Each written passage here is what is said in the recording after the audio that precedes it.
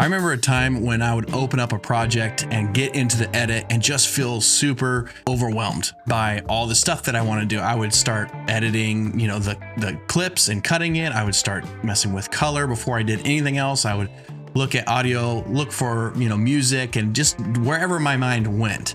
And the reality is that jumping between all those things and all those thought processes and making all those different decisions at once just slowed down my editing and honestly kind of burnt me out. I felt just super overwhelmed with the edit in general. And what I came to realize is that it wasn't the editing itself that was super complex. It was that I didn't have a system for making decisions. And, everybody talks about making systems and using systems for everything in their entire life. And as someone with ADHD and just my brain is all over the place most of the time, I can't follow some of the systems. But when it came down to editing, what I decided was having a system of decisions that I make is important. So I'm not constantly just going wherever my mind is going and jumping to the things that I want to do, because sometimes I got to do stuff I don't want to do before I get to the stuff that I want to do. So instead of doing everything at once, I broke it down into 3 simple passes, which I'm going to go over here in this video. So pass number 1 is the structure. And this is the foundation of the entire editing process. So in this pass, I'm not focusing on story. I'm not focusing on any of the things that really ultimately make the video good or bad. I'm just focusing on getting the project set up the way it needs to be. And I usually start with a template project with all of my, bins and things already organized, my timelines created and labeled and color coded. Everything's done first. And then it allows me to just jump into cutting the clips. So depending on what video I'm doing, if it's a talking head video like this, YouTube content, it's pretty simple. It's just using some AI tools in Resolve to be able to cut out silences. It's kind of going through and removing maybe the repeating things and then just building it on the timeline really simply, not looking for anything polished and just moving that forward and not even really looking at the story, just getting it in place essentially. So I'm not adding music. I'm not doing effects. I'm not doing polishing during that time. And, this allows me to just focus on what's needed. And this pass, depending on the video, can go really fast or it can take a little bit longer, but it's really nice to be able to think, okay, I don't need to make any decisions right now on the story, the pacing, the color, like anything like that. I just focus on getting everything kind of in the place where it needs to be, cut out the things that I don't want. So this is different for different videos. Like I said, I mainly do educational YouTube content. So this is cutting out mistakes. This is tightening up, the explanations maybe. And it's not really getting rid of parts of the explanation yet. It's just like if I redid it, right? If I did another version of it. And then I only keep what adds value during that. Okay. So let's say you're doing a vlog or a video that has multiple locations or even a film or something like that.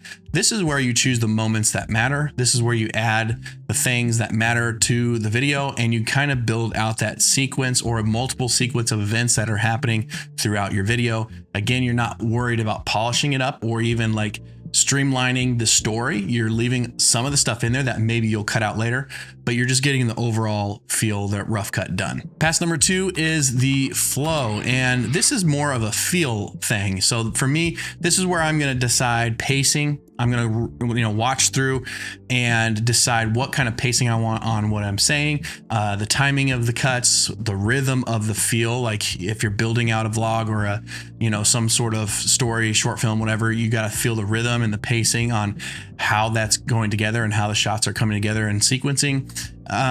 This is where you are making it watchable. Okay. So this is where you're going to develop that story. This is not a pass where I'm doing any heavy effects or any visual, fancy visuals or anything like that, or even, adding graphics or anything. This is all about the story. So I really focus on the story structure, focus on the content that's being said, the information that's being shared, making sure that it's getting across clearly, but also not wasting people's time. I also might do some visual movement at this point. So this is where obviously I'm doing jump cuts in a video like this, but I might add some like basic zooms or transitions or things like that if I'm doing any other videos. And that I add here too. And I just want it to feel smooth. I want it to hold attention, and I'm looking at those things as I'm editing. One other thing I would do during this pass, if I'm making a vlog or a video that, you know, has multiple locations, usually I'm going to have reference music that I have been using or listening to while even developing the story. So I'm going to place that music on the timeline at this point. It's still going to be able to be, you know, moved around and edited a bit, but I'm going to put it on the timeline because I want to probably pace the edits and the cuts based off the music. So you're going to want to keep that energy moving, but you're going to want to have cuts at certain times of the music. So this is important to get this down now too in this pass before you really move on to any more polishing. Which leads me to pass number 3, which is the polish or the finishing pass. And here I'm looking at all the visual polish. I'm looking at the sound and audio polish.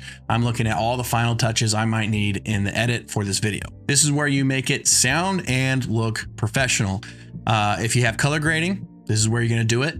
I do simple color grades or converting, you know, log footage to Rec 709 earlier in the process, but this is where I'm going to do the full grade. This is where I'm going to clean up the audio and make it sound really good. I'm going to add all the sound effects right here. I'm going to touch up the music or add music depending on what video I'm doing.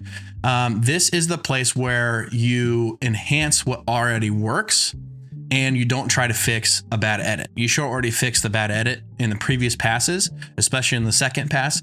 That's where you get rid of all the bad edits and you have all the pacing locked in. This is not a time to do that. So usually by the time, I mean, I will if I have to, but usually hopefully the edit and the pacing is all good by the time I get to this pass.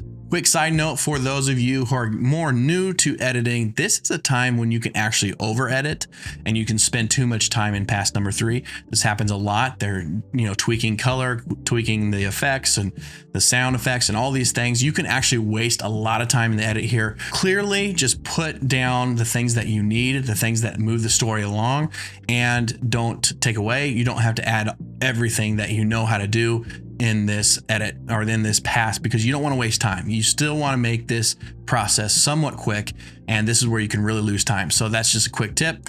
Don't over edit during pass 3. So some examples that you would do in different types of editing for videos like this or in talking head educational type YouTube videos. This is where you add clean text overlays. You add all your, you know, maybe slides and things you're going to be showing on the screen, some subtle graphics.